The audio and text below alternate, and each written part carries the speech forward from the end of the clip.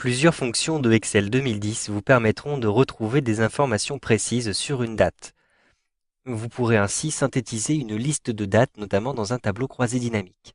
Donc ici, vous le voyez, j'ai une liste de dates avec à chaque fois en face une commande. Je souhaite obtenir à chaque fois le numéro du mois, le numéro de l'année et le numéro du jour dans le mois. Je vais utiliser différentes fonctions. Ici, pour retrouver le numéro du mois dans l'année, je vais rentrer le signe égal et je vais utiliser la fonction mois comme ceci. J'ouvre la parenthèse et je sélectionne ma date. Je ferme la parenthèse et j'appuie sur la touche Entrée. Comme il s'agit d'un tableau simple que j'ai défini dans Excel 2013, automatiquement, vous le voyez, ma fonction est automatisée dans le tableau.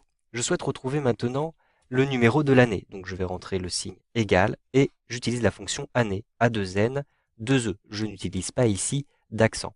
J'ouvre la parenthèse et je précise entre parenthèses la date. J'appuie sur la touche Entrée et automatiquement, vous le voyez, je retrouve l'année qui correspond à l'année de cette date-ci. Je souhaite retrouver maintenant le numéro du jour dans le mois. Je vais rentrer le signe égal et j'utilise la fonction jour, tout simplement. Entre parenthèses, je précise la date, je ferme la parenthèse et j'appuie sur la touche Entrée. J'ai donc à chaque fois le jour du mois et je peux vérifier ici à chaque fois dans mes dates. Cela correspond bien. Une information que vous n'avez pas à l'intérieur de votre date. Il s'agit du jour de la semaine. C'est une information qui peut s'avérer utile. Donc vous aurez un résultat avec un numéro. 1 correspond au dimanche. Et donc le 2 correspond au lundi, le 3 au mardi, etc. Je vais rentrer le signe égal et je vais utiliser la fonction joursum. Donc J-O-U-R-S-E-M.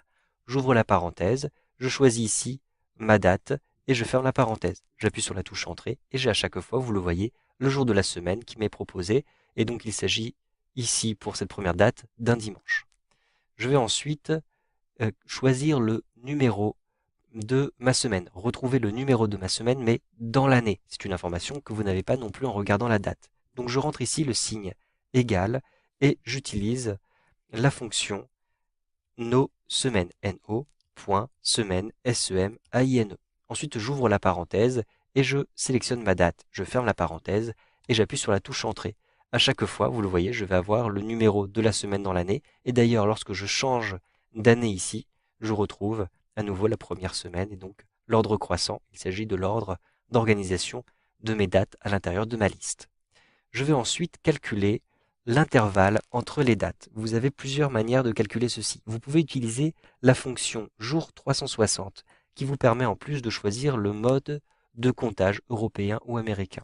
Donc je vais rentrer ici le signe égal et je vais utiliser la fonction jour 360, jour au pluriel 360. J'ouvre la parenthèse et je précise maintenant ma date de début. Donc la date de début se trouve ici en A2.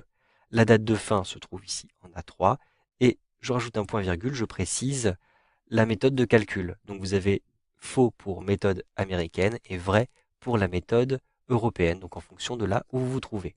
Je vais choisir la méthode européenne, donc je rentre ici vrai, je ferme la parenthèse et j'appuie sur la touche Entrée.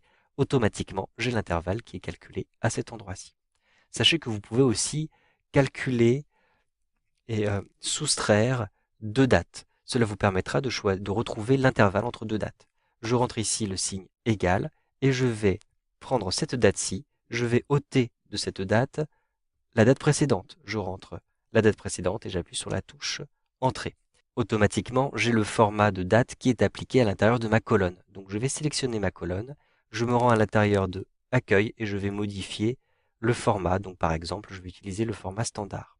Ici, automatiquement, vous le voyez, vous avez les intervalles qui apparaissent. Maintenant, nous allons synthétiser toutes ces informations à l'intérieur d'un tableau croisé dynamique. Donc je clique à l'intérieur de mon tableau et je me rends à l'intérieur de l'onglet Insertion. Puis, je vais choisir ici Tableau, Tableau croisé dynamique. Immédiatement, mon tableau simple a été repéré par le programme. Je valide en cliquant sur OK. Ici, je souhaite avoir pour les en-têtes de ligne les différents mois. Donc, je vais glisser les mois ici dans les en-têtes de ligne. Pour les en-têtes de colonne, je souhaite avoir les années. Donc, je vais déplacer les années à cet endroit-ci. Et pour les valeurs, je souhaite simplement compter le nombre de commandes. Donc, je vais déplacer mes commandes à l'intérieur des valeurs. Automatiquement, je vais avoir une synthèse avec nombre, donc pour un comptage des commandes. immédiatement, vous avez un tableau qui ressemble à celui-ci et vous pouvez compter le nombre de commandes et voir la progression du nombre de commandes d'année en année. Donc ici, mon tableau est assez simple, mais vous pouvez utiliser ces informations dans des tableaux et dans des listes de dates beaucoup plus complexes. Vous savez donc maintenant comment retrouver des informations à partir de dates dans Excel 2013.